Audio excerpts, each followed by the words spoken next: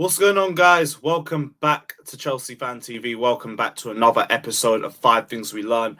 As you guys already know, this is a show where we go through all the major talking points of the most recent Chelsea game.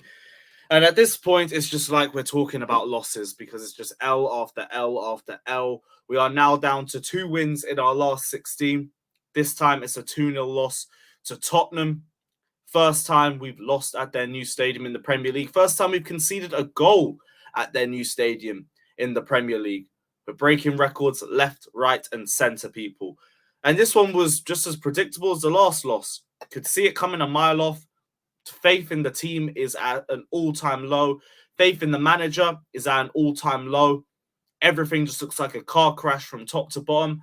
And we're going to assess it all here on Chelsea Fan TV. So big up everybody that's locked in. Like, subscribe. Let me know your thoughts down in the comment section below. If you agree or disagree with any of my points, let us know. Check out my personal channel. The link will be in the title and in the description of this video as well. And yeah, another 2-0, another disappointing afternoon for the Blues. And it was just so predictable. Even from looking at the lineup, I thought it was going to be a tough afternoon for us. Benching Badiashile, who's been our second best centre-back since joining, made no sense to me, even though Koulibaly wasn't all bad, in all honesty. Thought he was decent. Playing Ziyech on the right made no sense when we have the likes of Madueke and Sterling that could potentially be playing in that position. Sterling was still our best forward in spite of playing on the left. Havertz up top again. I knew he was going to do that after the substitute appearance, but it's like the guy is actually doing well off the bench. Just keep him there. And we started well, I guess. I think we were better than Tottenham, even though I wasn't really saying too much at that time. But 30-minute FC reared its ugly head again. And it was just very, very predictable from us after the 30-minute mark. We just fell back into our shells. Spurs put a bit more pressure on us. We had Thiago Silva come off injured as well, which is like the last thing that Chelsea need. But we went into half-time at 0-0. And I thought maybe we could turn things around in the second half. We might get a chance out of nowhere. Someone could put it into the back of the net. We conceded about a minute into the second half. Oliver Skipp with his first goal for Tottenham against us. Because we are just a walking charity case right now. Just an absolute charity case. After the first goal, it was just all Tottenham, in all honesty. We tried pushing the ball further forward, but our application just wasn't there. The teams just fell into their shell like they always do when the away crowd starts going above them. And it was just poor. It was just poor from us. Harry Kane scored the second, was left unmarked in the box for a corner, and the game was just done and finished at that point. I don't think we made anything too clear-cut. There was half chances here or there, but they just look like 11 individuals, personally. 11 individuals. That's the way we look. There's no cohesion. There's no patterns of play. There's no style of play. There's no philosophy. There's no nothing. There's not even any game management. And that takes me into my first point. Substitutes were an absolute disgrace today. Absolute disgrace. 1-0 down against Tottenham. And what do we decide to do? We decide to bring on Mason Mount and Zakaria. We have the likes of Mudryk, Madueke, Aubameyang, all on the bench. We need attackers. We're not scoring. We need a goal. And we bring on Mount. And we bring on Zakaria. Someone's got to try and figure that one out to me because I don't understand that at all. Then it goes to 2-0 down. Instead of Havertz comes off, Felix comes off. That one doesn't make any sense to me either. I mean, Felix wasn't great, but I know Felix as a player is better than Havertz is. That just made absolutely no sense to me. Absolutely no sense. And then we finally bring on some forwards. We bring on the likes of Mudryk. We bring on the likes of Aubameyang. And we're 2-0 down. We're 2-0 down and then we make the change. With 10 minutes left. What is Mudryk going to do? What is Aubameyang going to do with that time? A clue. Absolutely nothing. Substitutes from Potter weren't good enough. His game management, yet again, was not good enough. And it's just the same old crap every week. So I don't blame the players for not understanding anything from Potter either. You got the likes of Mudryk, who probably doesn't get why he's been on the bench the last 2 games. Madueke, who probably doesn't understand why he hasn't been given any game time for such a big game for him. The guy literally came from the Tottenham academy. He would have turned up for this game. Aubameyang, a guy who lives and breathes Tottenham games. Guy has the Arsenal roots and everything. We bring him on for the last 10 minutes. How embarrassing is that for Aubameyang? Guys coming on 2-0 down just to get jeered by the Spurs fans. Well, what is the point? What is the point? And that leads me on to my next one. Sack Potter before it's too late. Because this is the winnable run of games. We haven't beaten anybody above us this season.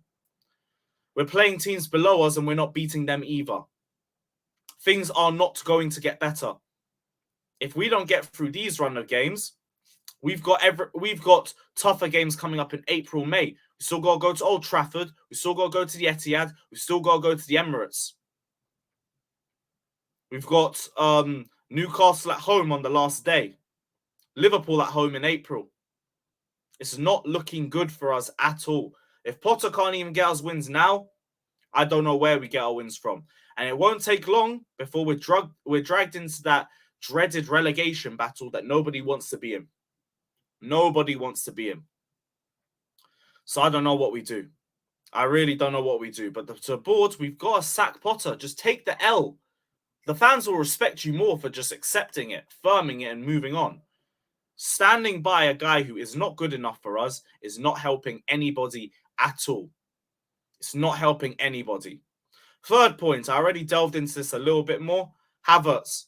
This Potter has an obsession with playing Havertz, and it's getting to the point where I don't even need to start getting at him.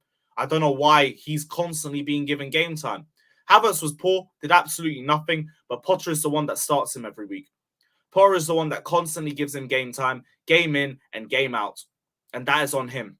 He has to bring him off the bench, because I actually don't mind Havertz off the bench. I think he comes on, gives you a little bit of energy, comes on with a bit of intent too, because there's not really a lot of time left to do something. Seems to be a lot slower in terms of getting involved in the game when he starts. What does Potter do after a promising bench appearance? He starts him. Just obsessed. Plays a full 90 as well. I don't understand it at all. I don't get it. He's just digging his own grave the more that he does this. The more that he does this, he keeps digging his own grave. Okay, I could see Havertz starting the next game too. Give Aubameyang a start for goodness sakes, because the fact you brought him off the bench just shows me that he can be given minutes. Or if not him, start Fofana. But Havertz up top, we all already know it doesn't work. It does not work. Fourth point, Kepa. Them long shots are like his kryptonite. They really are. He should have done a lot better for the skip goal. The Kane one, I'm not really looking at him too much for. I don't even think he did too much wrong other than the skip goal, but it's that same problem with Kepa. Just long shots rearing its head again. I just hope it's not a prominent factor from now towards the end of the season, but I saw that and I got flashbacks to 2020, man. I got flashbacks to 2020.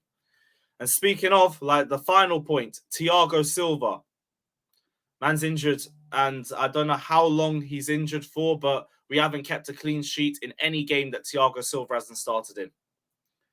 I don't know. I feel like our season is going to be defined by that one. To be fair, we weren't that bad individually after he came off. I thought Koulibaly was good, Fofana was good. I weren't even too annoyed with the defense, in all honesty, but losing a leader like Thiago Silva in what already is a team without any experience or any veteran leadership, it's not looking good for us in the long term. It really isn't looking good. And I don't know what it's going to be like over the next few games. But Bowley, the board, they have a decision that they need to make. And I hope they make it sooner rather than later, because we are falling down the table. If we lose, Villa will be above us if they win if we lose to Leeds. If Leicester win their next 2 games, which includes us, they'll be above us too. Suddenly we've gone from 10th to 12th. It's that easy. It is that easy to drop off. I hope we don't. I really hope we don't, but I need to see it. I have no faith left in this squad. I have no faith left in this manager. Everything is just depressing, and you can even hear it from the away end. It was just dead all game. As soon as the second goal went in, everybody just got up and they just left, because we already knew what was coming. But guys, I'm going to end it here. Big up everybody that's locked in. As always, like and subscribe if you haven't done so already. Check out my personal channel, Carefree Lewis G. Link will be in the title. Link will be in the description. Let me know what you guys are saying. I don't need to drop a poll, Potter in or out or anything. I know you guys are probably all already Potter out. But if you're Potter in, still let me know why. And yeah, like, subscribe, and up the Chelsea.